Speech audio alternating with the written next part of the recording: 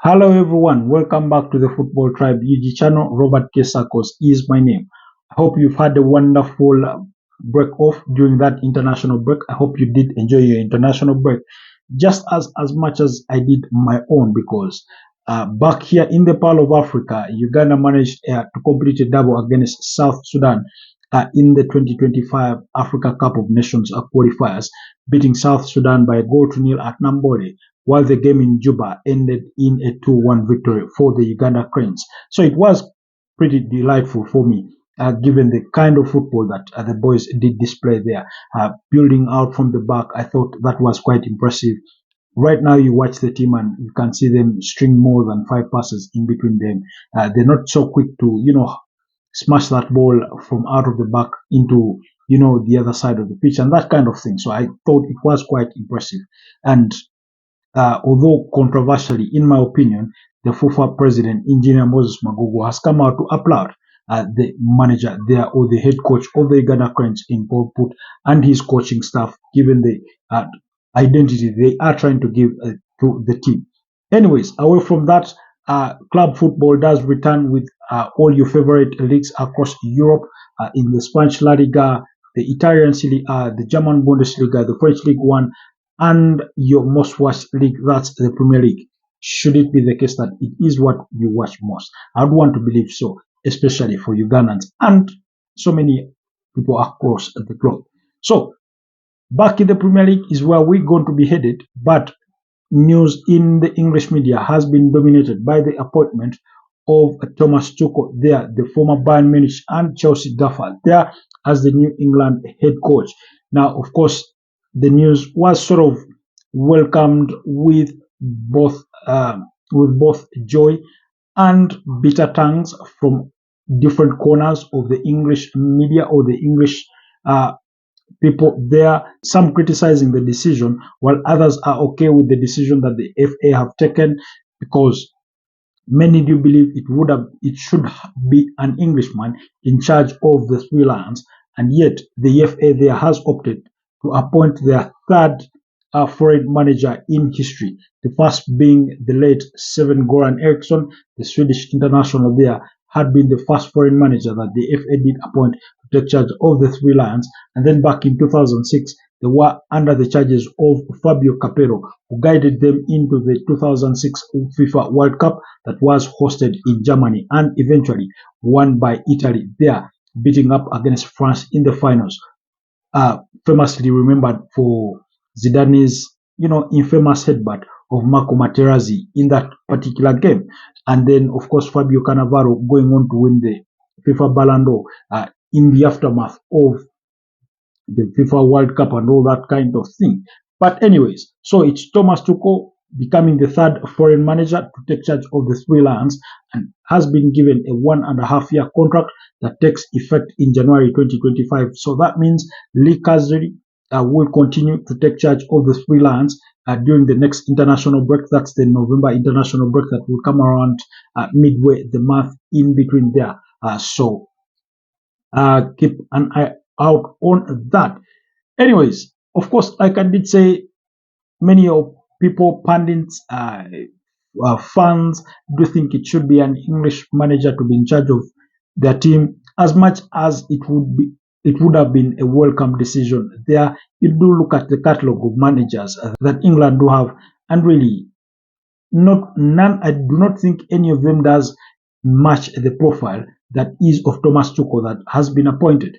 And also, the irony is that before Thomas Tuchel was appointed, the press was seemingly very open in terms of opinion in regards to Pep Guardiola being appointed as a new manager. And then, of course, Jurgen Klopp was in that conversation before being appointed the head of football at the Red Bull Group to be the head of football. Not so far back, Mauricio Pochettino had been mentioned in those conversations. I mean, these are the caliber of managers that had been mentioned in those conversations. In comparison, on the side of the Englishmen, names like Graham Potter, Eddie Howe, Thomas Frank had been sort of floated around, and still, when you look at there's no way you're going to compare them to Thomas Tuchel, a Champions League winner with Chelsea, just recently, as far back as 2021. You wouldn't compare them to Jurgen Klopp. You wouldn't compare them to Pep Guardiola. So still, either way, it was written brightly out there in the skies that they were destined to end up with a foreign manager, and it will be Thomas Tuchel. I do think it's an interesting decision, but let's all hope that it does work out for them, because ever since 1966, England have nothing to show for all their quality that they've had over the years. When you look back at the 2006 World Cup when they were under the charges of Fabio Capello, they literally had the creme de la creme of a squad. You had the likes of John Terry, Rio Ferdinand, Sol Campbell, Paul Scholes, Steven Gerrard, Frank James Lampard, Wayne Rooney. I mean, these are all players that were at the top of their game. Ashley Cole, but still, they didn't have much to show for it. They went to the 2010 FIFA World Cup that was hosted in South Africa. Frank Lampard was still there. I mean, Germany went and beat them by 4-1 in that one. They literally fumbled everything with their goalkeepers.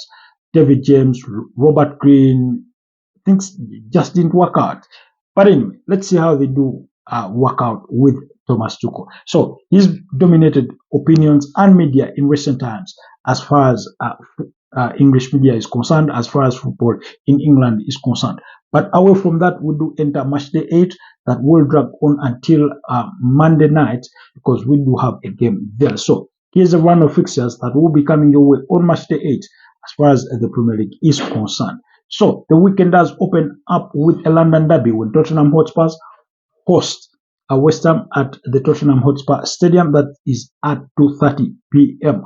In terms of kickoff time. And then we'll have a host of games kicking off at 5 p.m. sharp East African time. And those again will start when Fulham do host Aston Villa. Ipswich Town will be at home against Everton, while Manchester United will be at Old Trafford to play Brentford. Newcastle will be at home against Brighton and Hove Albion, while Southampton will host Leicester City. And in the late kickoff at 7:30 p.m., AFC Bournemouth will host Arsenal to complete the Saturday fixtures. And moving on, then on Super Sunday, we do have Wolves hosting Manchester City there.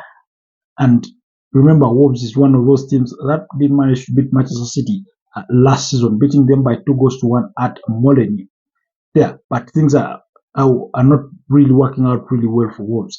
They are yet to register their first win of the season. So do not have your hopes so high for this particular.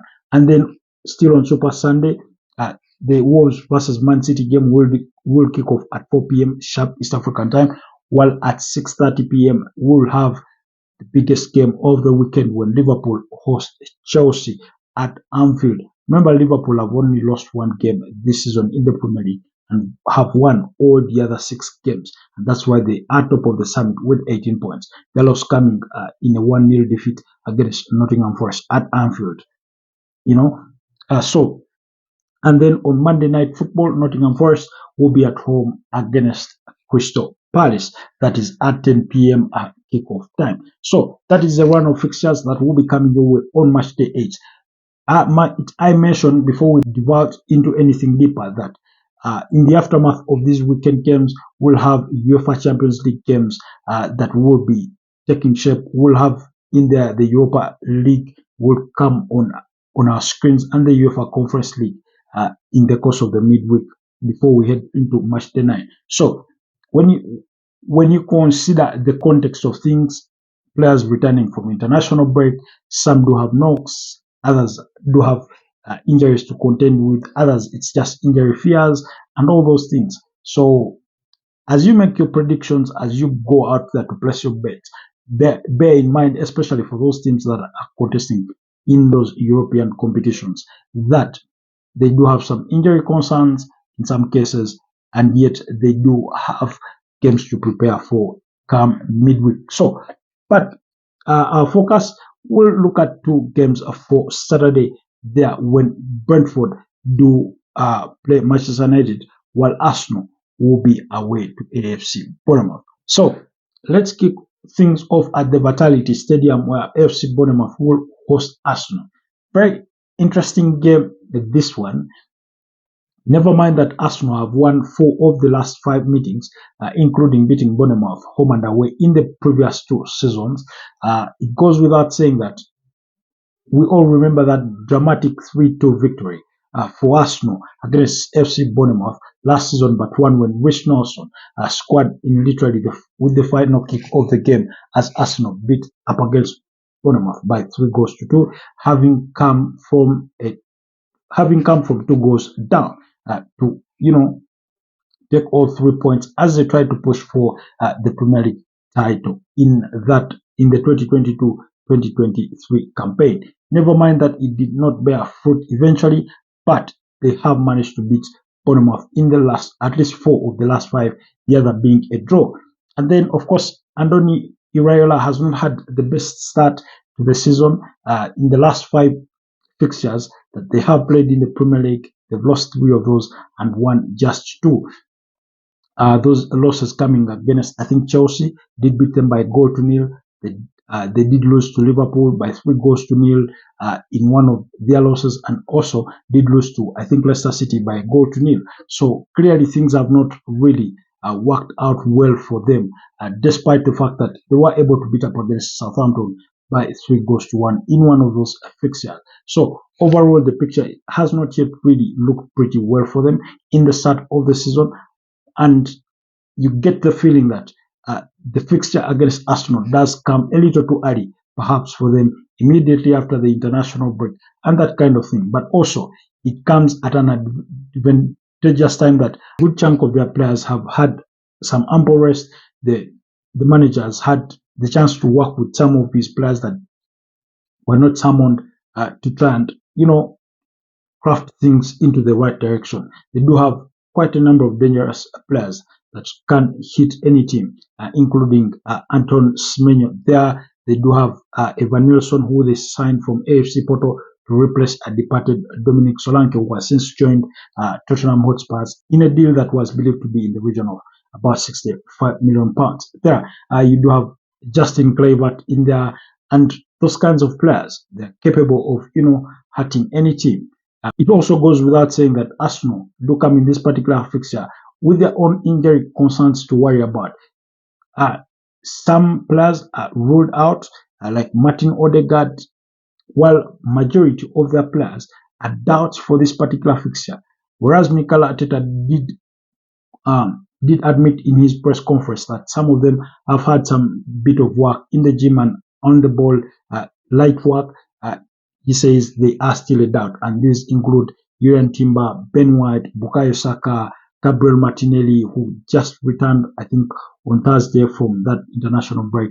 And then you do have Zinchenko, who was just returning from injury. Takahiro Tomiyasu, some reports have indicated that he did suffer a bit of a setback in his road to recovery to return from injury. So Kai Havertz missed out on the international break through what was feared to be a knee injury. Bukayo Saka had to, leave early from the England Cup there with what was feared to be an injury.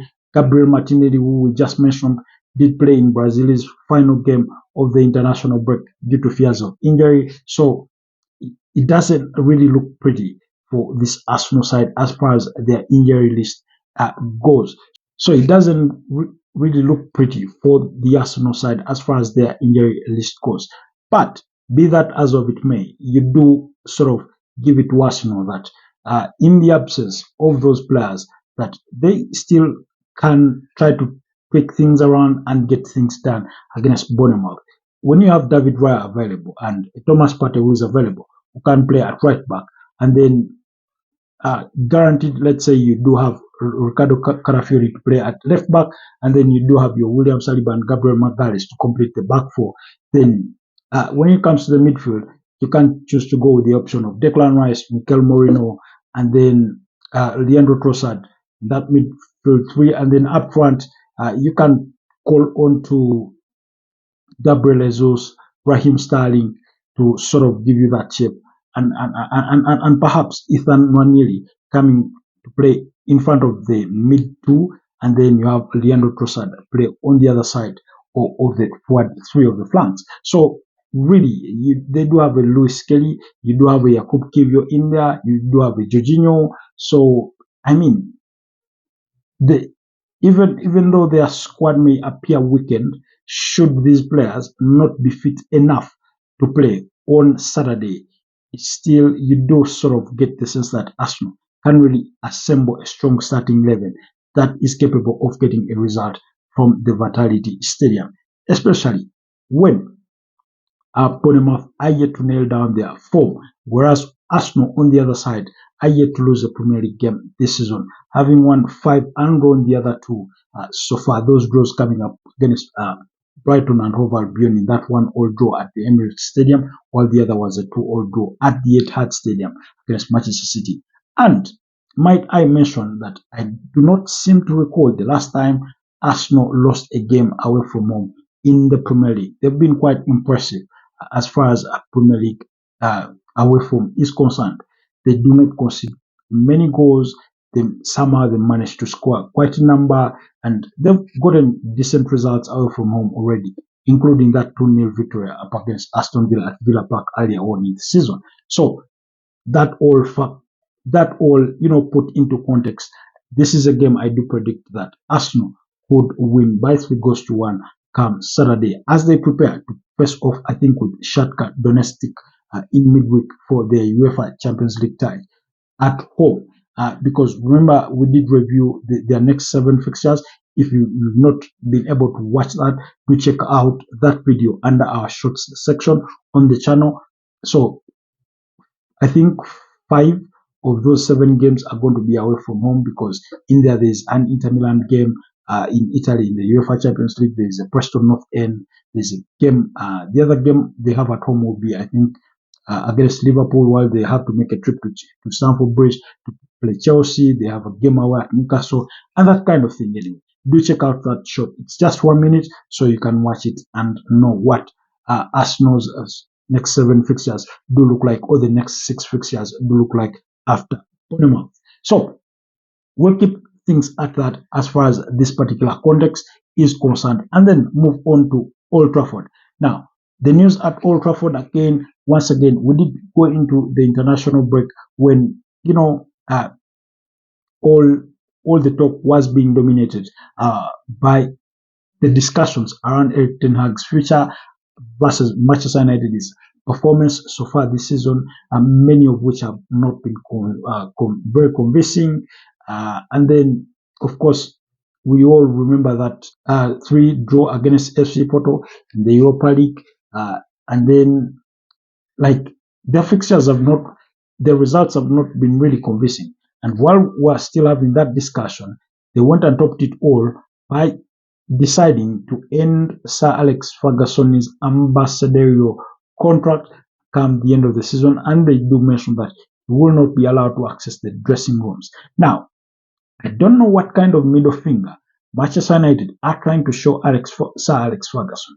Now, with all due respect, unlike Arsene Wenger, when he stepped down from Arsenal, he decided to stay away for the club for a good number of years, and not until last season did he return, visit the club and, make an appearance in the dressing room and that kind of thing.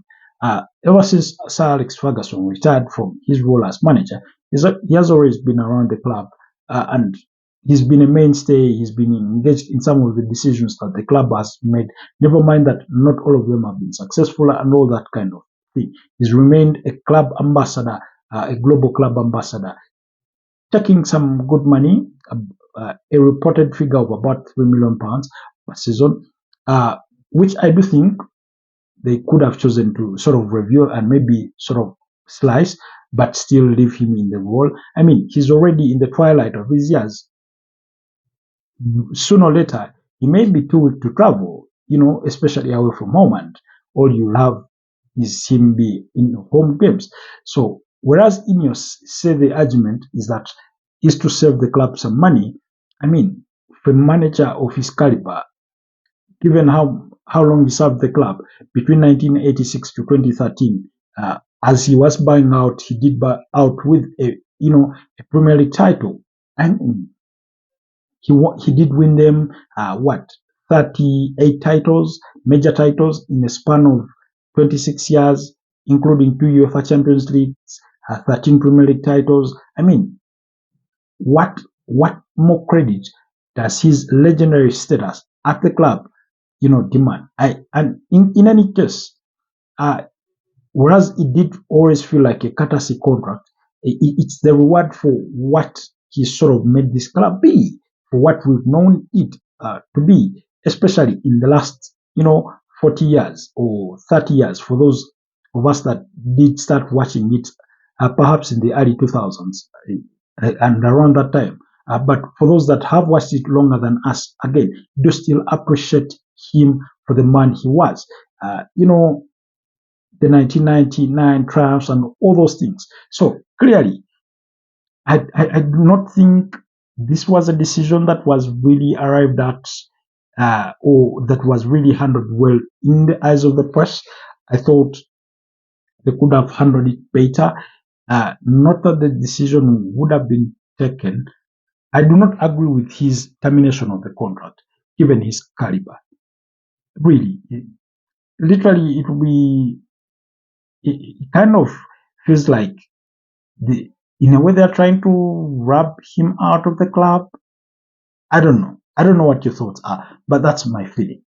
Anyways, away from the misgivings of Sir Alex Ferguson's quote unquote dismissal, in a sense, let's go to the stuff where it does matter most.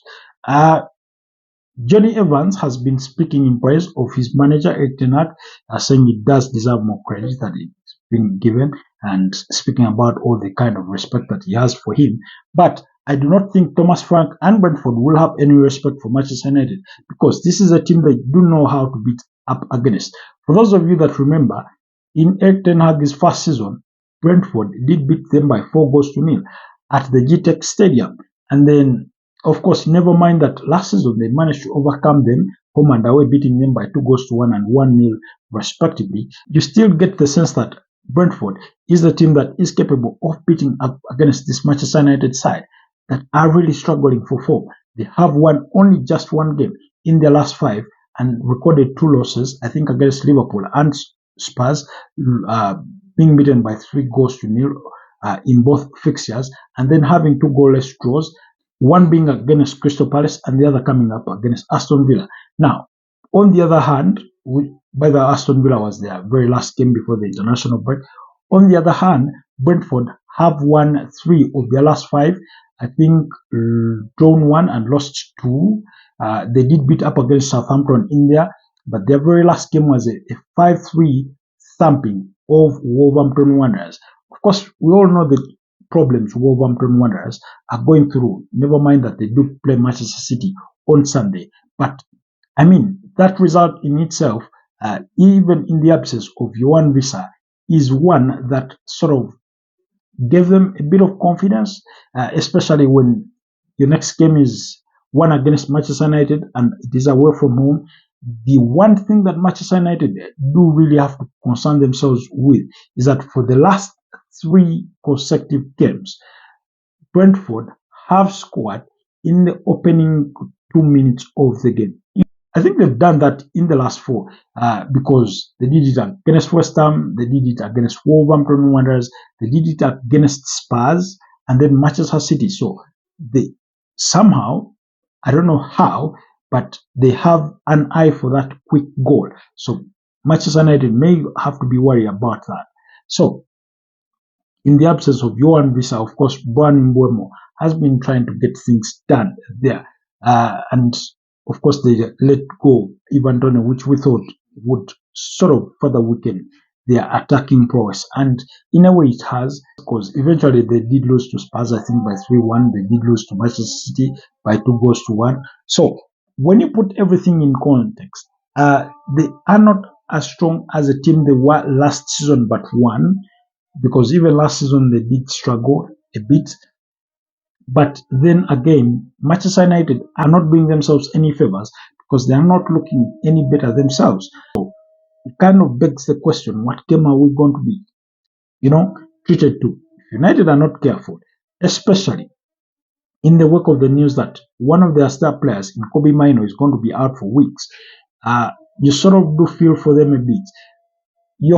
My hope is that they can sort of figure out things in that backline that they can defend better, because the goals we did see them concede against FC Porto left us quite concerned, the manner in which they conceded those goals.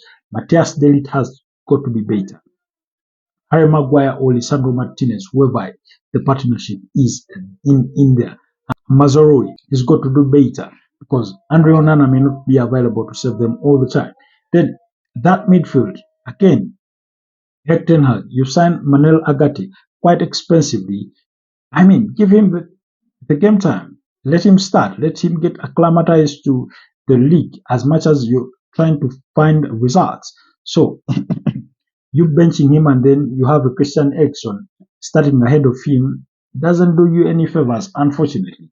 So whichever the composition of players will be, the likes of Mason Mount, Bruno Fernandes, Garnacho, Marcus Rashford, Joshua Zirkzee, Rasmus Hojlund, all that midfield and forward front, one would hope that Manchester United, sooner or later, if they do not get things in order, if they do not get things right, then Erik ten Hag may not have much time on his group.